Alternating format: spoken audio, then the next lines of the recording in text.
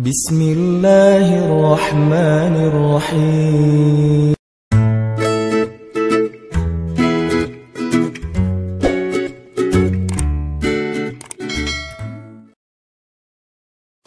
Teman-teman sekalian, yuk kita buka Al-Quran surat Al-Muzammil.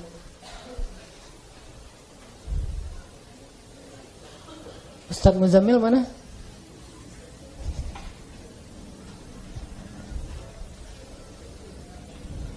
Surat keberapa Al-Muzammil teh? Surat 73. Bismillahirrahmanirrahim. Assalamualaikum warahmatullahi wabarakatuh. Alhamdulillah wassalatu wassalamu ala Rasulillah wa ala alihi wa sahbihi wa mawalah. Puji syukur kepada Allah Subhanahu wa taala.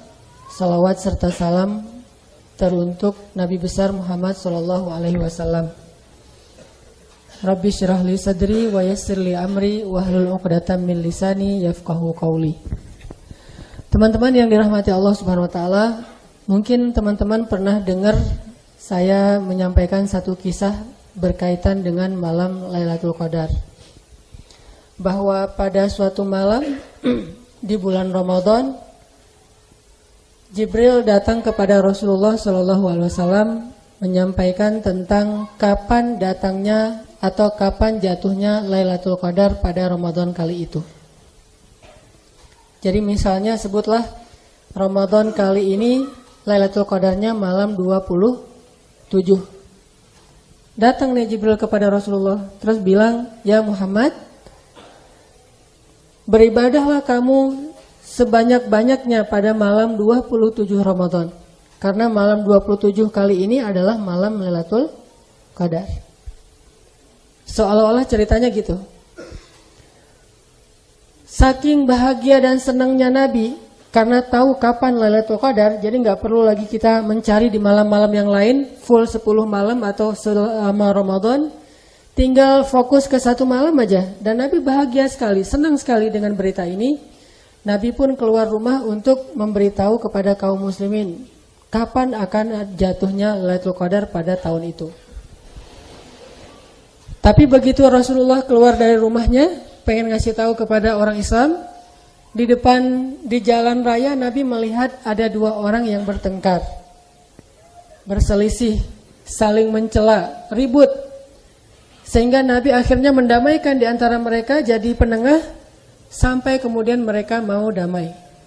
Setelah pertengkaran itu reda, Nabi SAW lupa dengan misinya dan mengatakan, "Tadi saya datang pengen ngasih tahu kepada kalian kapan Lailatul Qadar akan jatuh tahun ini. Tapi setelah melihat kalian bertengkar, saya menjadi lupa kapan Lailatul Qadar itu akan jatuh pada tahun ini." Sengaja Allah buat lupa banget. Jadi nggak ingat sama sekali yang mana, malam 23 kah? Malam 25 kah? Malam 27 kah? Nggak ingat. Sehingga dari situ dapat pelajaran satu yang sangat penting. Persiapan sebelum kita masuk ke bulan suci, ke malam Lailatul Qadar atau 10 malam terakhir bulan Ramadan adalah jangan sampai kita punya masalah dengan seseorang. Apalagi orang itu adalah orang tua kita.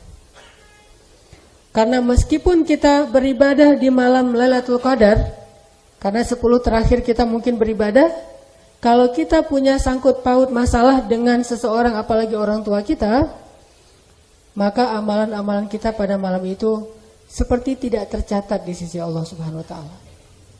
Seperti dilupain oleh para malaikat. Kenapa demikian? Karena hilanglah keberkahan dan kebaikan gara-gara pertengkaran di antara manusia. Mungkin salah satu sebabnya kaum muslimin sekarang mungkin tidak langsung ditolong oleh Allah Subhanahu wa taala, dibiarkan dalam banyak masalah karena kita bertengkar antara satu dengan yang lain. Saling mencela, saling menjatuhkan, saling menyesatkan, saling membelakangi, saling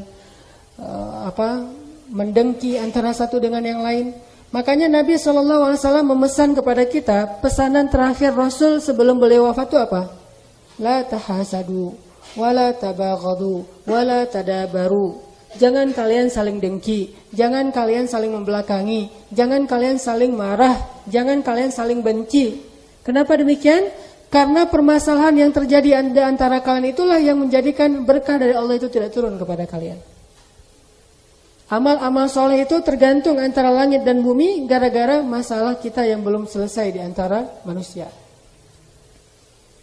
Bukankah ada hadis tentang bagaimana malaikat mengangkat amal manusia ke hadapan Allah? Kemudian Allah berfirman kepada malaikat pembawa amal itu, amhilu hadaini hatta yastaliha. Tahan amal dua orang ini sampai mereka berdamai. Maksud tahan, jangan bawa ke hadapan Allah dulu. Gak mau Allah menerima amal manusia selama dia masih punya masalah kepada sesama manusia. Yang bersalah tidak mau minta maaf, yang merasa dizalimi tidak memaafkan. Amhilu hadaini, tahan amal dua orang ini hatta yastaliha, sampai mereka berdamai. Sehingga merujuk kepada hadis yang tadi, salah satu di antara persiapan menjelang 10 awakhir min Ramadan, cobalah kita yang masih punya orang tua, datangi orang tua kita minta maaf. Kalau perlu, kalau orang tua kita masih sanggup ke masjid, ajak orang tua kita bareng-bareng ke masjid. Kita antari orang tua kita yang jadi supir buat orang tua kita. Kalau yang punya masalah dengan pasangan, saling memaafkan dan meminta maaf. Kalau sudah berlalu, sudah beda, udah divorce misalnya, saling memaafkan dan minta maaf walaupun tidak harus bareng lagi. Karena gimana pun juga, kalau ada ganjal di hati orang lain yang Allah melihat itu hak dia, karena kita belum minta maaf, maka Allah tidak akan menerima amal kita walaupun beribadah di malam Lailatul Qadar sekalipun. Inilah kenapa silaturahim itu termasuk salah satu di antara amal-amal kunci. Kan amal itu ada yang keistimewaannya karena pahalanya besar. Ada keistimewaannya memang penggugur dosa. Ada keistimewaannya dia sebagai kunci dari amal-amal yang lain. Salah satu kunci di antara amal-amal soleh itu adalah mengucapkan la ilaha illallah, itu kunci. Kalau nggak pakai la ilaha illallah, walaupun soleh banget, baik banget, tetap aja tidak ada nih nilai. Itu kunci amal namanya. Miftahul amal, kuncinya amal-amal soleh.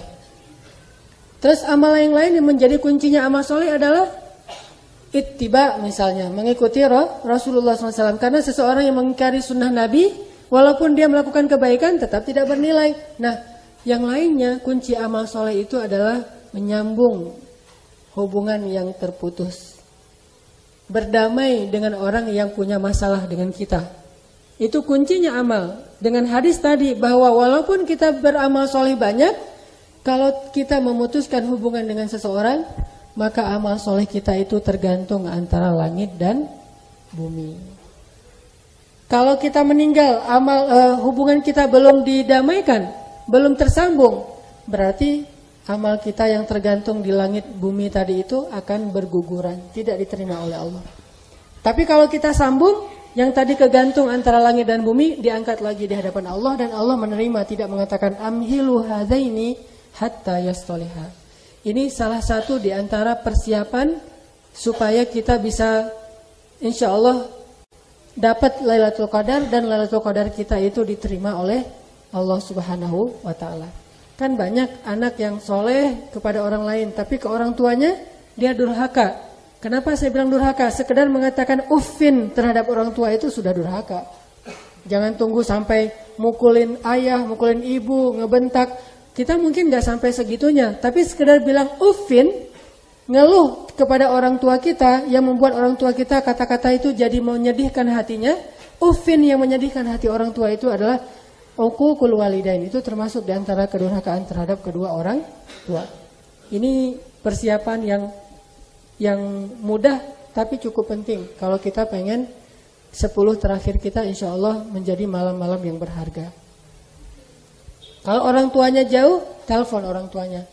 Ayah, ibu, ini saya udah mau akhir Ramadan. Dulu sebelum Ramadan udah nelpon, sekarang nelpon lagi. Siapa tahu dalam waktu 20 hari ini ada aja kesalahan yang kita gak sengaja kepada mereka. Telepon, setidaknya mereka kangen tapi kita gak telepon, itu dosa. Orang tua kita apalagi ibu ya, kangen kepada kita, kangen banget. Cuma dia gak ngomong. Dan kita nggak perhatian nanya atau kita nelpon dia gimana kabarnya, itu aja udah dosa. Kenapa dosa? Karena membuat ibu kita kesulitan, kesusahan dengan perasaan rindunya kepada anaknya dan anaknya tidak perhatian. Itu aja udah dosa, berarti tetap aja kita minta maaf, telepon orang tua kita, minta maaf, minta doa. Mudah-mudahan dengan doa dari orang tua kita nanti dicatat oleh Allah salah satu yang tahun ini dapat Lailatul Qadar. Ini satu amalan menjelang 10 terakhir bulan Ramadan. Yang kedua, kalau kita yang punya kesibukan, usahakan 10 terakhir ini kan final Ramadan. Usahakan kesibukan kita mulai harus dikurangin. Karena agak-agak kewalahan kita bisa konsen, khusyuk sholat di malam hari kalau siang hari kita banyak kegiatan. Kecuali memang gak bisa ditinggalin kayak pegawai negeri atau apa, oke lah. Tapi kalau bisa semaksimal mungkin kita berusaha jangan sampai siang itu menyita konsentrasi kita di malam hari. Jangan sampai kesusahan kita, kelelahan kita di siang hari itu buat kita gak lagi powerful sholat malam. Kalau kita kadang-kadang sesekali ninggalin taraweh di 20 malam pertama ini oke lah, masih bisa gak taraweh tapi nanti bisa sholat malam misalnya. Atau sholat malamnya jam 3 malam menjelang sahur. Tapi kalau 10 malam terakhir kayak gitu juga kayaknya rugi nih. Seharusnya penampilan di final itu lebih bagus daripada di penyisihan. Jadi kalau di penyisihan kita udah habis-habisan, di finalnya biasa aja, ada yang kurang, rugi gitu. Makanya di final itu harus lebih optimal lagi, lebih sungguh-sungguh lagi dalam ibadah malam. Jadikanlah 10 hari terakhir itu powerfulnya malam hari. Siang mah gak apa-apa. Misalnya siang istirahat, siang mungkin kegiatannya kegiatan santai, tapi malamnya ngejos gitu. Malamnya tuh ngegas banget. Memang 10 hari terakhir itu puncaknya di malam hari. Di siang hari tidak masalah kalau kita agak-agak santai. Tilawahnya malam hari, tilawah siang hari oke, tapi malamnya lebih banyak lagi tilawahnya. Zikir siang hari oke, tapi malamnya lebih banyak lagi zikirnya. Intinya hidupkan malam. Kalau bisa malam itu kita tidak tidur kecuali sebentar saja. Kalau udah nggak tahan sama sekali baru kita tidur, kemudian sisanya dipakai untuk beribadah. Dan tolong nanti di malam-malam terakhir bulan Ramadan ini kita nggak banyak ngobrol, nggak banyak chatting, tapi banyak zikir. Kadang salah satu di antara fenomena kita kalau itikaf itu, apalagi itikaf di antara teman-teman, namanya juga itikaf geng gitu kan ya. Datang sama-sama gengnya, sampai di sini ketemu sama teman-teman, ngopi di teras misalnya atau di pojok masjid, udah aja ngobrol.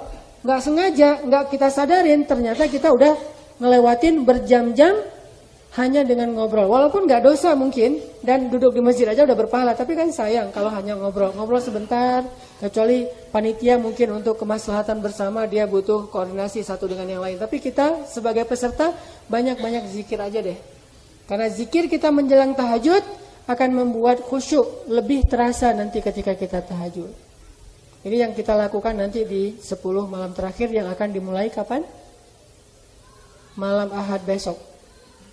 Malam Ahad ini sudah masuk malam 21 insya Allah. Sehingga sudah mulai final dari bulan Ramadan. Nah sekarang kita akan ngebahas tentang beberapa keistimewaan yang Allah simpan di dalam ibadah-ibadah malam. Terutama ibadah tahajud, sholat, apalagi yang kita lakukan di bulan Ramadan dan di 10 malam terakhir. Apa perintah yang paling terkenal di dalam surat Al-Muzammil?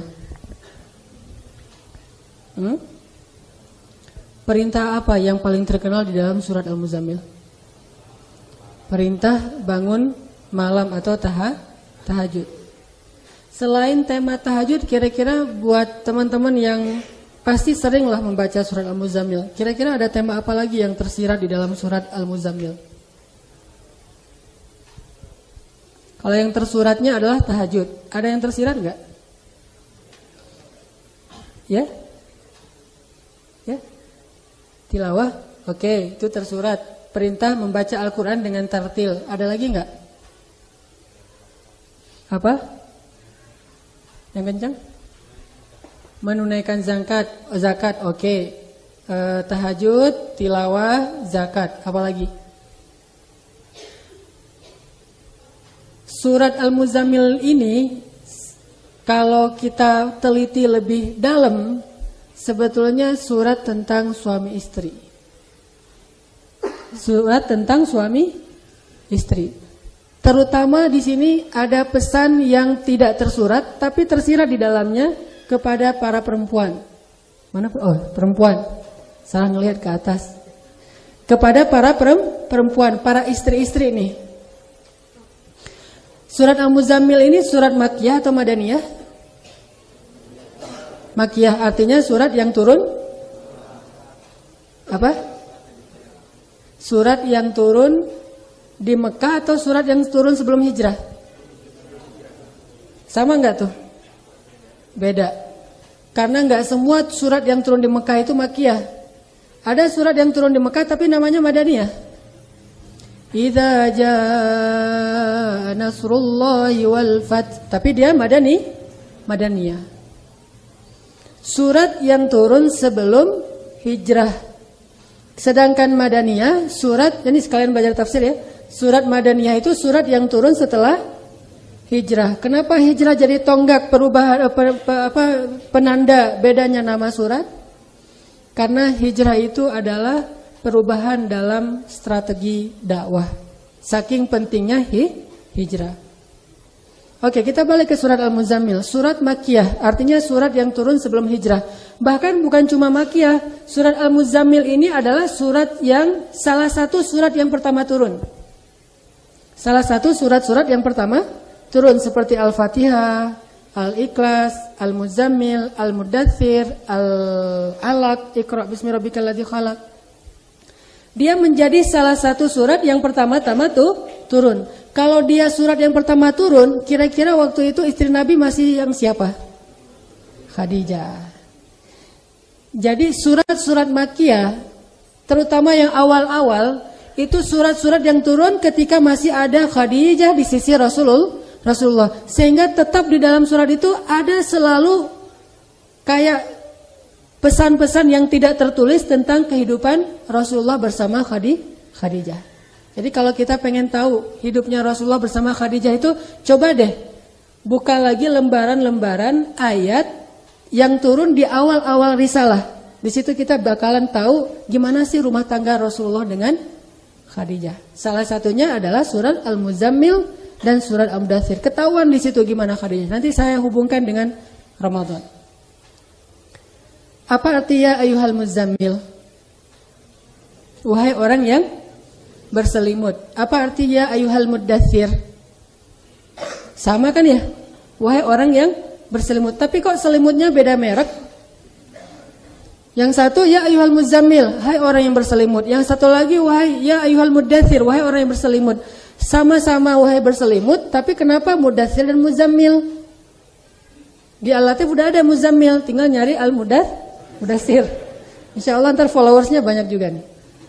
Mudaththir. Sama-sama berselimut. Bedanya apa? Selimut dengan merek Muzammil dengan selimut bermerek Mudaththir. Bedanya apa? Selimut merek Muzammil adalah selimut yang dipakai oleh Rasul ketika beliau merasa sangat sedih, lelah, kecewa di dalam dakwah. Jadi rasa sedih, galau berat gitu. Kecewa, ada masalah dengan orang lain, itu pakai selimutnya Muzammil. Tapi kalau Mudaththir, selimut ketika Nabi dalam keadaan bingung, dalam keadaan ketakutan. Bingung, ini siapa yang datang kepada saya? Ternyata Jibril. Kenapa dia memeluk saya erat sampai saya sesak nafas? Sehingga Nabi ketakutan. Daththiruni, selimuti saya. Dua kondisi Nabi dalam keadaan tidak nyaman di hatinya. Takut, bingung, galau, sedih, kecewa. Ketika Nabi SAW dalam keadaan kayak gitu, kemana Nabi pergi? Kemana Nabi perginya? Pulang ke rumahnya.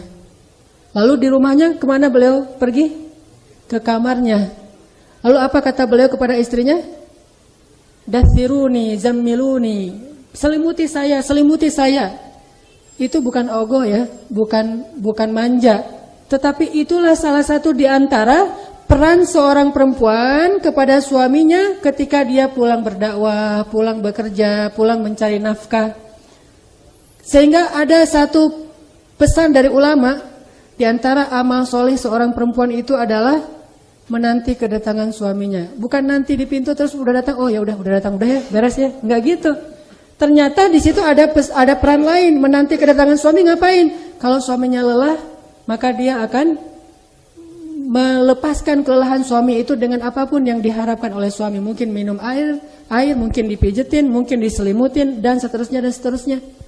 Sehingga para ulama mengatakan di antara amal soleh perempuan yang paling besar pahalanya itu adalah dia berada di rumah sebelum suaminya pulang.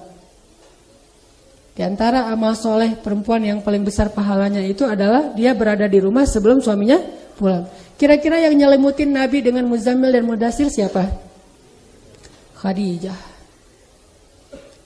Sehingga ketika seorang suami punya masalah di luar rumahnya, maka masalah itu seolah-olah hilang ketika dia kembali ke rumahnya, ketika dia melihat wajah istrinya, ketika dia tidur dan ingin ditemani oleh istrinya. Khadijah itu bukan cuma nyelimutin terus pergi gitu, kan gak seru ya. Ah ini kayaknya capek, udah diselimutin ya, tidur deh, matiin lampu terus pergi. Agak-agak kurang pas gitu. Enggak cuma diselimutin gitu. Kalau kita baca sejarah, Khadijah menyelimuti Rasulullah sambil dibelai kepalanya. Harusnya nih yang cowok-cowok jangan dengar nih. Kasihan nanti ibu-ibu nuntut. Mama rugi gak datang kemarin taklim di hari Rabu. Kenapa? Itu ngebahas Khadijah loh mah. Mama banget lah pokoknya. Gimana menjadi seorang perempuan yang sampai Allah aja nitipin salam ke dia lewat Jibril. Kalau kita kan salam lewat orang ya. Ada salam atau lewat assalamualaikum lewat ngejapri. Ini mah Allah sendiri yang ngejapri. Salam. Assalamualaikum warahmatullahi wabarakatuh wahai Khadijah. Dari Allah loh. Perantaranya bukan handphone, tapi malaikat yang paling amanah. Handphone aja kadang-kadang gak amanah gitu. Kita ngetik apa, dia kan sering tuh salah ketik kan ya. Sehingga salah paham. Saya nggak usah memperjelas, itu banyak kasus-kasus kayak gitu dan bahaya banget. Salah ketik akhirnya salah paham.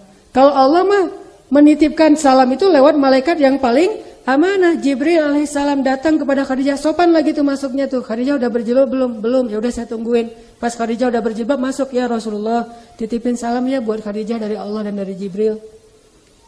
Rahasia perempuan dicintai oleh Allah sampai Allah nitipin salam, ternyata salah satunya adalah ya ayyuhal muzammil. Dia mampu memberikan kenyamanan buat suaminya ketika suami berada di rumah. Itu dalam bahasa yang sering kita dengar disebut dengan istilah sakinah. Litaskunu ilaiha. Supaya kalian wahai laki-laki menjadi sakinah, tenang kepada perempuan. Beda kalau kita manja sama teman-teman kita, kan beda tuh. Kita capek, aku lagi galau, tolong dong pundak kamu, aku pengen. Itu kan ngeri ya. Jadi kita nih sesama teman-teman nih nongkrong nih cowok-cowok di kafe lagi ngopi gitu. Saya lagi capek banget hari ini, boleh nggak pinjam pundak kamu? Oh iya boleh silakan. Wah itu bahaya banget tuh kayak gitu-gitu. Minjam pundak temen. Tapi kalau pundak istri, pernah nggak tidur di pundak istri? Maaf ya.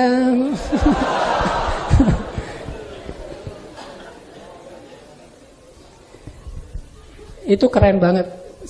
Saya tahu banget ternyata tidur di atas pundak istri itu melepaskan lelah, benar kata Allah. Ya ayyuhal muzammil. Enggak harus diselimutin. Diselimutin mah bab lain lah ya. Ini enggak diselimutin aja udah hilang semua masalah. Jadi benar kata Allah, tujuan dari pernikahan itu biar cowok-cowok itu ada tempat pulang, ada tempat kembali melepaskan lelahnya. Litaskunu ilaiha, supaya kamu merasa sakinah kepada perempuan. Dan tempat tinggal perempuan itu bahasa Arab apa? Maskan. Sama dengan kalimat sakinah. Dari akar kata yang sama tapi berubah secara gramatikal. Perempuan yang memberikan ketenangan bagi suami berarti dia telah menanamkan sakinah di dalam hati suami, dan itu tujuan pernikahan. Dan tempat perempuan menanamkan sakinah itu bukan di tempat yang lain tetapi di dalam rumah. Sehingga rumah dalam bahasa Arab disebut dengan maskan. Artinya surat Al-Muzammil ini adalah surat tentang keistimewaan Khadijah yang tidak tersurat secara jelas tetapi tersirat jelas sekali tuh. Kalau kita baca kapan ini turun, lalu dalam keadaan apa dia turun, Lalu siapa yang nyelimutin Nabi? Kan harusnya kita nanya gitu ya, penasaran dengan Al-Quran. Kalau baca jangan cuma baca terjemah terus pelajaran. Coba agak-agak kepo gitu. Ini ayat surat Makkiyah Madinah ya. Oh Makkiyah gitu. Kalau Makkiyah ini Makkiyah yang keberapa? Oh ternyata salah satu di antara 5 ayat surat yang pertama turun. Berarti Khadijah banget dong. Kira-kira yang nyelimutin Nabi siapa ya? Kan suka gitu ya. Kayak misalnya kita dengan pasangan kita, baik yang sudah resmi atau yang belum resmi, hampir resmi gitu ya. Dia foto gitu, foto sama foto sendiri lagi di mana gitu foto. Kan suka penasaran, itu yang moto siapa, kan suka gitu kan? Siapa ya yang moto gitu? Oh, yang moto misalnya teman gitu, atau siapalah yang moto mah Samsung misalnya, kan gitu ya. Kenapa kita jadi penasaran kepada siapa yang moto, tapi kita nggak penasaran Nabi yang nyelmutin siapa ya? Saking perhatian kita kepada Al-Quran. Itu yang saya bilang kemampuan menafsirkan Al-Quran yang dilatih di Al-Azhar itu kayak gitu. Nggak cuma letterlek, nggak cuma konteks, nggak cuma teks, tapi memahami konteks yang dalam. Sehingga banyak pelajaran yang kebuka setelah itu. Ternyata surat Al-Muzammil yang selama ini kita tahu ayat tentang tahajud, ternyata dia juga surat tentang perempuan yang solehah, yang menyelimuti suaminya ketika suaminya merasa sedih, lelah, letih, kecewa, galau gara-gara banyaknya urusan pekerjaannya di luar. Bukan justru pas datang ke rumah dikomplain. Berarti nggak Muzammil banget tuh. Nggak surat Al-Muzammil banget dan nggak Khadijah banget. Ini satu. Ternyata sakinahnya kita dapetin itu dengan kita berkeluarga. Nggak akan pernah sakinah deh pokoknya kalau belum berkeluarga. Tetap aja nggak akan sempurna. Oh sakinah Ustaz, belum ngerasain sih gimana berkeluarga. Coba kalau udah ngerasain baru tahu, oh ternyata benar ya kata Ustaz Ranan, berkeluarga itu jauh lebih sakinah daripada apapun. Misalnya teman-teman punya hobi apa nih? Hobi puasa. Gaya. Hobi, sebutlah misalnya hobinya taklim gitu ya. Taklim sakinah nggak sakinah? Sakinah nggak taklim? Sakinah.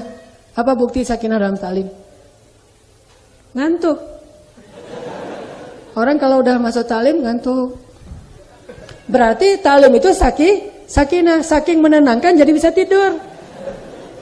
Makanya di tablik itu dulu suka ada anekdot kita tuh kalau ada teman yang tidur biarkan, dia lagi sakinah. Gitu. Lagi taklim tidur udah berarti dia mendapatkan sakinah. Bukankah janji Nabi itu bahwa siapa yang duduk dalam majelis zikir maka akan dikelilingi oleh malaikat dan Allah memberikan sakinah kepada dia? Salah satu bentuk sakinah itu adalah bisa tidur lelap. Langsung tuh otomatis. Pokoknya kalau susah tidur pergi ke Al-Latif deh. Ikut taklim gitu. Insya Allah langsung. Apalagi kalau ustadznya makin soleh, itu makin sakinah. Jadi kalau teman-teman nggak bisa tidur berarti ustadznya kurang soleh nih. Kenapa nggak bisa tidur? Hore, bisa ketawa-ketawa nggak bisa tidur kan? Kayak tadi awal-awal kan pada mau tidur tuh. Sebelum saya ngebahas tentang Khadijah, udah mulai kirain ngerti gitu. Oh Masya Allah samina wa ta'na gitu. Ternyata bukan samina wa ta'na, sakinah. Makin soleh ustadz, nggak banyak lucunya, makin sakinah. Jadi kalau mau tahu mana taklim yang paling bagus dan berharga, insya Allah lihat yang paling banyak orang tidur berarti itu taklim berkualitas. Kalau nggak pada tidur, oh berarti ini biasa-biasa aja lah. Makanya saya akhir-akhir ini merasa bersalah. Taklim saya orang nggak bisa tidur, mulai ketawa-ketawa, mulai nggak jelas gitu, mulai banyak cerita-cerita lucu. Ayo kita balik sakinah lagi ya. Siap sakinah? Jadi teman-teman sekalian. Oke, Khadijah. Ternyata berkeluarga itu adalah salah satu tujuan dari salah satu cara untuk kita ngedapetin sakinatun qulub, mendapatkan ketenangan dalam hati kita. Dan tenangnya tuh luar biasa, beda aja pokoknya. Disentuh oleh istri itu, baru disentuh gini doang, itu udah teng gitu. Tengnya apa? Hati kita jadi tenang. Jangan mikir yang lain-lain, hati kita jadi tenang. Baru disentuh gini, kenapa? Ada masalah apa di luar? Ah nggak ada masalah. Nah, tapi kalau dia nanya tuh ada masalah apa di luar? Oh masalahnya banyak banget. Pas disentuh gini, nggak ada masalah apa-apa. Jangan langsung kayak orang kayak handphone lagi dering terus diangkat gitu, langsung diam. Itu benar-benar sakinah. Dan itu saya ngebuktiin sendiri, luar biasa. Makanya insya Allah ya habis Lebaran kita akan ada program asiknya tuh rame-rame dengan tagline nikah bareng-bareng. Programnya asiknya tuh rame-rame tapi tagline-nya nikah bareng. Saya nggak mau bilang nikah masal, nggak keren, nikah bareng deh. Nanti kita akan bikin program nikah bareng, teman-teman mulai coba ancang-ancang dari sekarang, siapkan CV segala macam. Insya Allah bulan September minimal 100 orang yang ikut pengajian di Al-Latif udah nikah.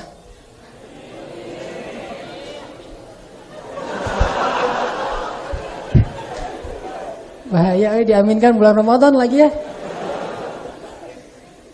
Itu.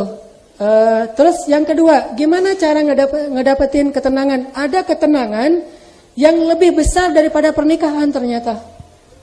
Jadi orang kalau udah nikah, apalagi nikahnya karena cinta ya, bukan nikah karena pernikahan politik misalnya atau pernikahan terpaksa, pernikahan Siti Nurbaya. Tapi ini nikahnya nikah cinta, ngeklik banget gitu. Nikah nih, tenangnya luar biasa pokoknya. Enggak, kayaknya dunia ini gak ada masalah. Tapi ada satu lagi yang lebih tenang daripada menikah, yaitu kumil laila illa qalila. Nabi kan udah tenang nih, udah tenang dalam dekapnya Khadijah, dipeluk oleh istri yang solehah, cantik, bijaksana, pintar. Khadijah itu udah sempurna banget lah sebagai sosok istri. Rugi banget laki-laki yang dulu ditolak oleh Khadijah, ngelamar Khadijah ditolak, ngelamar Khadijah ditolak. Betapa beruntungnya Rasul mendapatkan Khadijah, walaupun lebih beruntung lagi Khadijah mendapatkan Rasul. Jadi Rasulullah itu didekap oleh seorang perempuan yang sesolehah Khadijah, cantik, bijaksana, cerdas, taat, dicintai Allah. Itu udah nggak mungkin nggak tenang, udah tenang langsung, hilang semua masalah. Tapi ternyata masih disuruh bangun kan? Gimana pun tenangnya dalam pelukan seorang istri yang solehah, Allah mengatakan bangun. Qumil laila illa qalila, walaupun cuma sebentar. Kenapa? Allah pengen ngasih kepada kita sesuatu yang lebih indah daripada pelukan istri. Apa yang lebih indah daripada pelukan istri? Qumil laila illa qalila. Kalau sholatnya bisa khusyuk, itu lebih indah daripada pelukan istri. Kalau bahasa kasarnya, ini nggak ada yang di bawah 17 tahun kan? Ada yang di bawah 17 tahun? Nggak berani angkat tangan? Ya udah. Kalau bahasa kasarnya, sholat malam itu lebih keren daripada bercinta. Sholat malam itu lebih keren daripada bercinta. Bagi siapa? Bagi orang-orang yang solih. Sehingga Nabi SAW dengan Khadijah, ayatnya ya ayyuhal muzammil, lagi didekap nih oleh Khadijah, lagi dibelai oleh Khadijah, udah tenang dalam pelukan Khadijah. Kata Allah, qumil laila illa qalila. Bangun wahai Muhammad, wahai orang yang berselimut, bangun. Langsung Nabi bangun. Kenapa? Karena beliau yakin salat malam itu lebih indah daripada dipeluk oleh Khadijah. Walaupun dipeluk oleh Khadijah itu suatu anugerah yang luar biasa. Cerita yang kedua, selain Al-Muzammil dan Al-Mudaththir, Nabi dipeluk oleh istrinya. Kali ini yang bukan cuma cantik, tapi juga masih muda. Satu-satunya perawan yang dinikahi oleh Rasulullah yaitu Aisyah. Tapi dia hadis, bukan ayat. Sama juga gitu. Kata Aisyah, suatu malam ketika aku sedang tidur bersama Rasulullah. Enggak kayak gitu hadisnya. Ketika Rasulullah tidur bersamaku. Artinya Rasulullah senang kepada Aisyah, tidur bersama Aisyah. Dan malam itu mereka melakukan hubungan suami istri. Kemudian Rasulullah tidur bersama Aisyah. Tiba-tiba Rasulullah mengatakan, biarkan aku menghadap Tuhanku. Baru aja tidur sejam mungkin atau 2 jam, biarkan aku menghadap Tuhanku. Bangun Rasulullah tuh. Bisa-bisanya dalam keadaan teler berat, tapi beliau bangun juga karena beliau yakin ada yang lebih nikmat daripada sekedar tidur bersama istri yang cantik seperti Aisyah. Yaitu sholat malam. Biarkan aku menghadap Tuhanku. Bangunlah Rasulullah, mandi, kemudian beliau sholat. Kata Aisyah, baru saja beliau berdiri, maka beliau sudah menangis dan air matanya membasahi janggut beliau. Baru saja beliau berdiri, suara di dalam dadanya itu seperti air mendidih. Saking luar biasa Nabi terisak-isak menangis kayak orang sesek nafas gitu. Kemudian beliau membaca ayat. Setiap sampai di ayat-ayat tentang kebesaran Allah, beliau bertasbih, beliau bertahmid. Kalau ayat sampai tentang ayat neraka, beliau berta'awuz. Kalau ayat sampai di ayat surga, beliau berdoa. Kemudian beliau ruku. Rukunya sepanjang beliau berdiri. Kemudian beliau sujud. Sujudnya sepanjang beliau berdiri. Dan seterusnya sepanjang malam. Ini artinya bagi orang yang saleh, orang yang cinta kepada Allah Subhanahu wa taala, maka waktu yang paling istimewa itu adalah waktu ketika dia datang di hadapan Allah berdua saja, tahajud. Sholat malam, membaca Al-Quran, berdoa, berzikir, itu lebih indah baginya daripada tidur bersama istri yang solehah dan cantik. Kalau kita belum ngerasain itu, berarti kita masih kurang soleh. Kalau kita belum ngerasain bahwa ternyata sholat malam lebih keren daripada tidur bersama istri kita, berarti kita memang masih jomblo. Kan gak bisa ngebandingin ya, Ustadz sholat malam itu emang keren, tapi saya gak tahu gimana katanya sholat malam lebih keren daripada tidur bersama istri. Ya emang, karena kita masih jomblo, belum punya istri, jadi gak tahu. Kalau udah punya istri dan belum bisa ngerasain sholat malam lebih baik daripada tidur bersama istri, berarti jangan pernah mengaku sebagai orang soleh. Pasti kita belum soleh. Saya sendiri juga, gak usah dibahas. Ya itu deh pokoknya, saya sendiri juga lagi belajar nih, gimana caranya bisa sholat malam itu lebih bersemangat daripada pacaran, atau bercinta, atau have fun, atau seru-seruan, atau gokil-gokilan, dan segala macam. Sholat malam itu lebih bersemangat, coba gimana caranya? Berarti ada tips yang diajarkan oleh Rasulullah SAW sampai beliau bisa qumil laila illa qalila, padahal lagi muzammil tuh. Kalau kita lagi musafir qumil laila illa qalila, emang belum tidur kan, gampang kan ya? Kalau kita di masjid qumil laila illa qalila, gampang tuh. Kita itikaf di masjid, suruh bangun malam, gampang. Tidurnya juga nggak nyenyak, tidur satu di pojok sana, satu di pojok sini, saling tendang-tendang kaki saking ramainya di masjid. Memang nggak nyenyak banget tidurnya, sakit badan semuanya, biasa tidur di kasur empuk. Giliran kata muazin, teman-teman sekalian silahkan siap-siap, sebentar lagi kita mau sholat tahajud. Itu gampang kan ke tempat wudhu. Nggak segampang ya ayyuhal muzammil. Lagi dalam keadaan nyaman banget, sakinah banget, kata Allah qumil laila illa qalila, tapi bisa bangun. Itu ibaratnya seperti orang yang pulang kelelahan banget ya, banyak kerjaan di siang hari, lelah banget, tidurnya lelap tapi masih bisa tahajud. Ini berarti insya Allah orangnya udah istiqomah. Jadi dalam surat Al-Muzammil banyak hal yang luar biasa. Satu tentang istri yang solehah, kedua gimana Rasulullah itu orangnya soleh banget. Dalam keadaan muzammil bisa qumil laila illa qalila.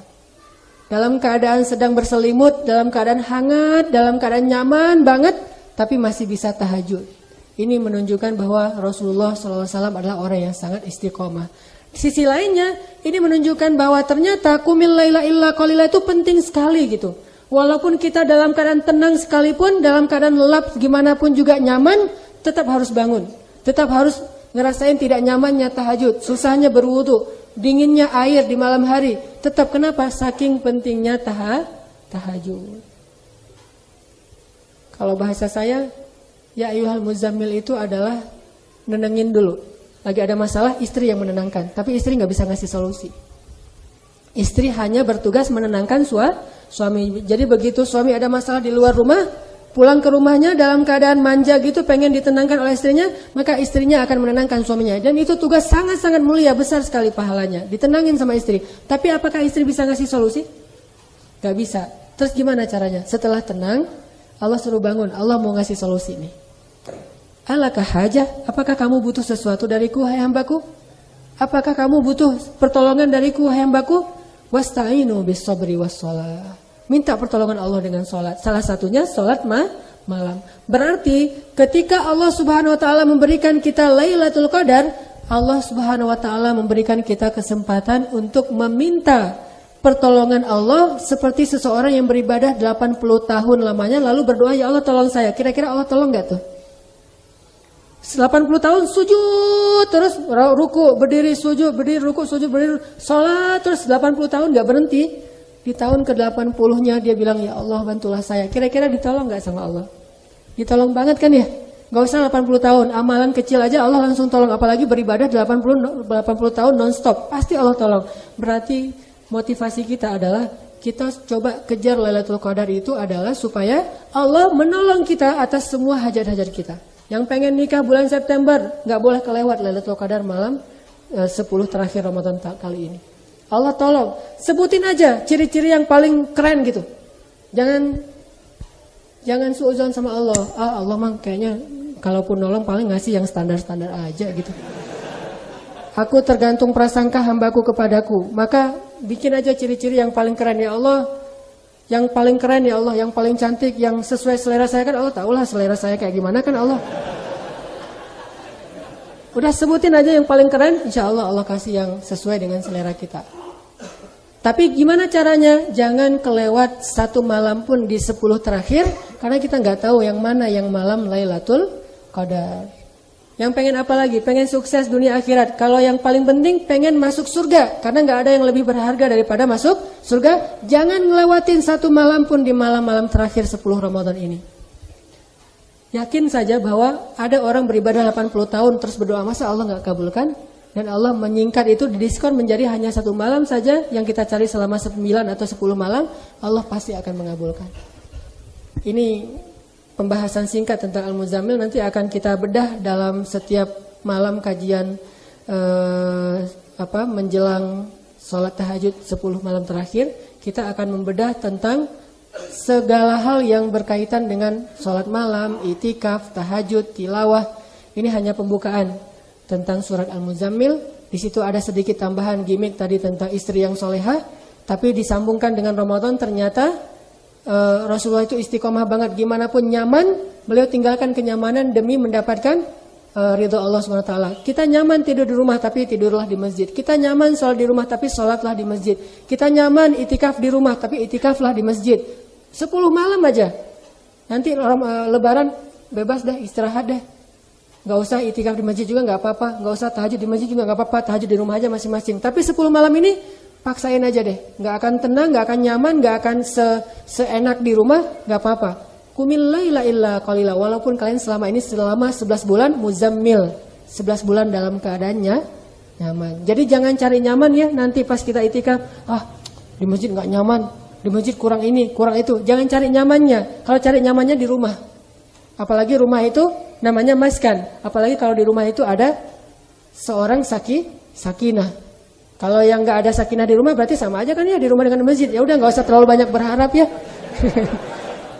Di masjid nggak nyaman, di rumah juga nggak nyaman. Orang nggak ada sakinah di rumah sama aja. Jadi carilah ridha Allah, ibadah yang optimal, bukan mencari kenyamanan. Insya Allah nanti terus akan kita coba motivasi dengan ayat dan hadis-hadis supaya sholat kita semakin khusyuk di 10 malam terakhir.